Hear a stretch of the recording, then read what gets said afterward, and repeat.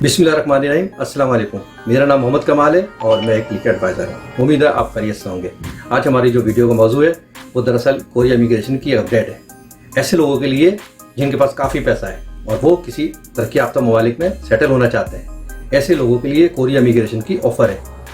वो एक मखसूस रकम को अगर कोरिया में लेकर आ जाते हैं तो वो और उनकी फैमिली कोरियन रेजिडेंट वीज़ा यानी F2 और F5 हासिल कर सकते हैं। इसका प्रोसेस क्या होगा, किस तरह हासिल कर सकते हैं, आइए तफसील जानते हैं। नए आने वाले दोस्तों को हमारे YouTube चैनल पर खुशामदीद। अगर आपने अभी तक हमारे चैनल को सब्सक्राइब नहीं किया तो बराए मेहरबानी पहले सब्सक्राइब कर लीजिए और बेल आइकन यानी घंटी के बटन को प्रेस कर दीजिए ताकि आने वाली हर नई वीडियो आपको बर वक्त मिलती रहे, क्योंकि हम आपके लिए लाते हैं साउथ कोरिया वीज़े और इमिग्रेशन से मुतालिक अहम वीडियो। साउथ कोरिया या जनूबी कोरिया मशरक़ी एशिया में वाक़ एक आज़ाद और ख़ुद मुख्तार तरक्की याफ्ता मुल्क है जिसे एशियन टाइगर के नाम से भी पुकारा जाता है।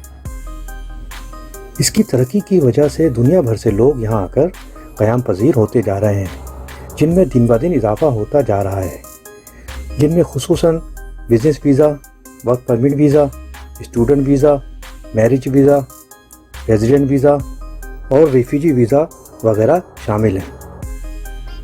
साउथ कोरिया की तरक्की का अंदाज़ा आप इस बात से बखूबी लगा सकते हैं कि यहाँ जॉब अपॉर्चुनिटी बहुत ज़्यादा है। स्मॉल इंडस्ट्रीज़ का जाल बिछा होने की वजह से यहाँ आपको बआसानी से जॉब मिल जाती है और एक मज़दूर कम से कम एक माह में 2 से 3 हज़ार अमरीकी डॉलर बआसानी से कमा लेता है। कोरिया रेजिडेंट वीज़ा F2 और कोरिया परमानेंट रेजिडेंट वीज़ा यानी F5 ज़्यादातर कोरिया में गैर मुल्की हज़रात मेरिट वीज़े के बाद या बिज़नेस वीज़े के कुछ अरसे बाद कोरिया रेजिडेंट वीज़ा या कोरिया परमानेंट रेजिडेंट वीज़ा हासिल करते हैं। अगर आपके पास काफ़ी पैसा है और आप किसी अच्छे तरक्की याफ्ता मुल्क में अपनी फैमिली के साथ सेटल होना चाहते हैं तो ये वीडियो आखिर वक्त तक देखिएगा, क्योंकि ये वीडियो मैं आपके लिए ही बना रहा हूँ। आज हम आपको बताएंगे कि कोरियन से मैरिज किए बगैर और कोरिया में बिज़नेस किए बगैर आप कोरियन रेजिडेंट वीज़ा यानी F2 अपनी फैमिली के साथ कैसे हासिल कर सकते हैं। इसका प्रोसेस कुछ इस तरह होगा कि investment immigration system for public work. अगर आपके पास 2,50,000 अमरीकी डॉलर यानी कोरियन करेंसी में सम ऑफ यानी 30 करोड़ कोरियन वान अगर आपके पास मौजूद हैं आपके मुल्क में और वो पैसे आप कोरिया ला सकते हैं, चाहे बैंक के ज़रिए चाहे कैश के ज़रिए, वो आपकी मर्ज़ी है, तो कोरिया में आप कोरियन रेजिडेंट वीज़ा F2 अपनी फैमिली के साथ हासिल कर सकते हैं। जब ये पैसे यानी 2,50,000 अमरीकी डॉलर आप कोरिया लेकर आएंगे, जो आप बैंक के ज़रिए भी ला सकते हैं या कैश के ज़रिए भी ला सकते हैं, तो कोरिया इमिग्रेशन आपका एक बैंक अकाउंट बना देगी जिसमें ये रकम डिपॉज़िट कर दी जाएगी और बैंक के डॉक्यूमेंट्स भी आपको दे दिए जाएंगे और आप पर 5 साल तक की पाबंदी होगी। आप 5 साल तक इन पैसों को टच नहीं कर सकते, जिसकी वजह से आपको और आपकी फैमिली को रेजिडेंट वीज़ा F2 दे दिया जाएगा और 5 साल मुकम्मल होने पर आपको परमानेंट रेजिडेंट वीज़ा यानी F5 दे दिया जाएगा। फिर आप अपने पैसे इस्तेमाल कर सकते हैं। अगर आप 5 साल से पहले अपने पैसे को निकालते हैं या इस्तेमाल में लेते हैं तो आपका रेजिडेंट वीज़ा F2 कैंसिल कर दिया जाएगा और आपको अपने मुल्क वापस जाना होगा, क्योंकि ये गवर्नमेंट की पॉलिसी है और उन्होंने आपके पैसे तरक्की याफ्ता स्कीमों में लगाने हैं और इसी वजह से उन्होंने आपको 5 साल के लिए पाबंद किया है और आपको रेजिडेंट वीज़ा दिया है। 5 साल मुकम्मल होने पर आपको परमानेंट रेजिडेंट वीज़ा यानी F5 वीज़ा भी दिया जाएगा। फिर आप आज़ाद हैं, अपने पैसों से जो चाहे करें, किसी को दें या अपने पास रखें। इस प्रोसेस को मुकम्मल करने के लिए आपकी उम्र कम से कम 55 साल होनी चाहिए और आपको अपने मुल्क का बैंक स्टेटमेंट भी शो करना पड़ेगा, जिसमें वो 2.5 लाख डॉलर जो आप कोरिया लेकर आए हैं, ये ट्रांसफ़र किए हैं, वो भी शो होने ज़रूरी हैं। अगर ये रकम आपने अपनी प्रॉपर्टी सेल करके लेकर आए थे तो आपको अपनी प्रॉपर्टी के डॉक्यूमेंट भी शो करने होंगे और उसके अलावा पुलिस कैरेक्टर सर्टिफिकेट है वो भी आपको लाना होगा और फैमिली रजिस्ट्रेशन सर्टिफिकेट, क्योंकि आपकी फैमिली ने आपके साथ आना है, आपकी बीवी, आपके बच्चे, तो आपके मुल्क में जो फैमिली रजिस्ट्रेशन सर्टिफिकेट है वो भी आपको साथ अटैच करना होगा। कोरिया रेजिडेंट वीज़ा यानी F2 वीज़ा मिलने पर आप और आपकी फैमिली कोरिया में जो चाहे कर सकते हैं। आप चाहे बिजनेस करें या आप चाहें जॉब करें, आप पर किसी किस्म की कोई पाबंदी नहीं है और आपके बच्चे प्राइमरी से सेकेंडरी स्कूल तक की तालीम मुफ्त हासिल कर सकते हैं।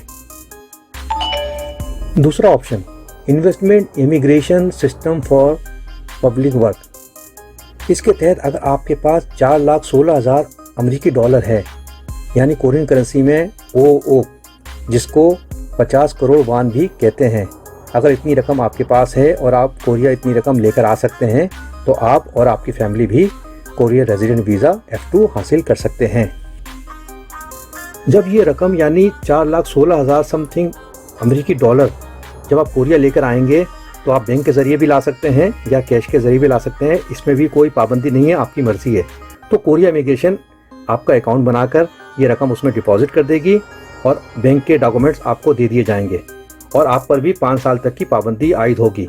आप 5 साल तक इन पैसों को टच नहीं कर सकते, जिसकी वजह से आपको और आपकी फैमिली को रेजिडेंट वीज़ा F2 दे दिया जाएगा और 5 साल मुकम्मल होने पर आपको कोरिया परमानेंट रेजिडेंट वीज़ा यानी F5 दे दिया जाएगा।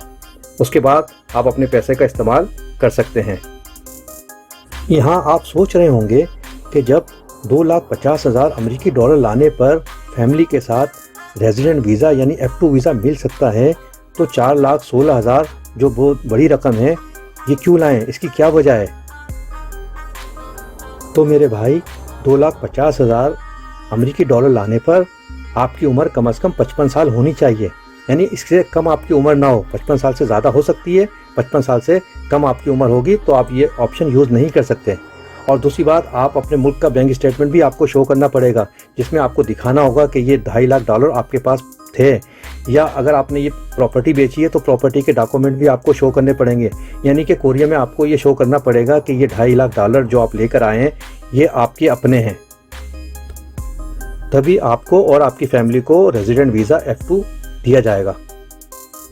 मगर 4,16,000 अमेरिकी डॉलर लाने पर आपकी उम्र की कोई कैद नहीं है, आपकी उम्र जितनी भी हो, और पैसे के ज़राए भी आपसे नहीं पूछा जाएगा। यानी आप ये पैसे अपने मुल्क से भी ला सकते हैं या किसी और दूसरे मुल्क से या किसी जानने वाले से भी लेकर ये पैसे बैंक के ज़रिए या कैश ला सकते हैं और इस तरह आप और आपकी फैमिली रेजिडेंट वीज़ा F2 हासिल कर सकते हैं। आखिर में इस बात को दोबारा समझ लें कि आप कोरिया रेजिडेंट वीज़ा यानी F2 वीज़ा हासिल करने के लिए जो रकम लेकर आए थे, जो 2,50,000 डॉलर थी या 4,16,000 डॉलर थी, वो आपके नाम पे कोरिया में बैंक अकाउंट में मौजूद है। आप पर 5 साल की पाबंदी है, आप उन पैसों को इस्तेमाल नहीं कर सकते। इसी वजह से आपको F2 वीज़ा दिया गया है। 5 साल मुकम्मल होने पर आपको कोरिया परमानेंट वीज़ा यानी F5 दिया जाएगा। उसके बाद आप आज़ाद हैं, अपने पैसों से जो चाहे करें। लेकिन अगर आप 5 साल से पहले वो पैसे इस्तेमाल कर लेते हैं या निकाल लेते हैं तो आपका वीज़ा कैंसिल किया जा सकता है और आपको घर जाना पड़ेगा। कोरिया रेजिडेंट वीज़ा अप्लाई करने के लिए आप हमारी लॉ फर्म की सर्विस से भी फ़ायदा उठा सकते हैं। हमारी लॉ फर्म कोरिया इमिग्रेशन का एक रजिस्टर्ड इदारा है। वीडियो पसंद आने पर लाइक और शेयर करना ना भूलिएगा।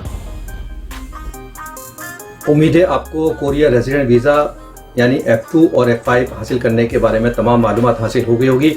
मज़ीद अगर आपका कोई सवाल हो तो आप हमें फीडबैक भी दे सकते हैं। डिस्क्रिप्शन में हमारा नंबर है, हमसे रब्ता भी कर सकते हैं। आखिर में अगर आप कोरिया में रहते हैं और कोरिया में रहते हुए आपको किसी किस्म की लीगल इशू पे कोई परेशानी हो, चाहे कोरिया इमिग्रेशन से मुतालिक हो या कोरिया के वीज़े से मुतालिक हो या पुलिस और कोर्ट के केसेस से मुतालिक हो, आप हमसे रब्ता कर सकते हैं। हम इंशाल्लाह आपको मशवरा भी देंगे और हमारी लॉ कंपनी आपका प्रोसेस भी करेगी। अगली वीडियो के साथ फिर हाजिर होऊंगा।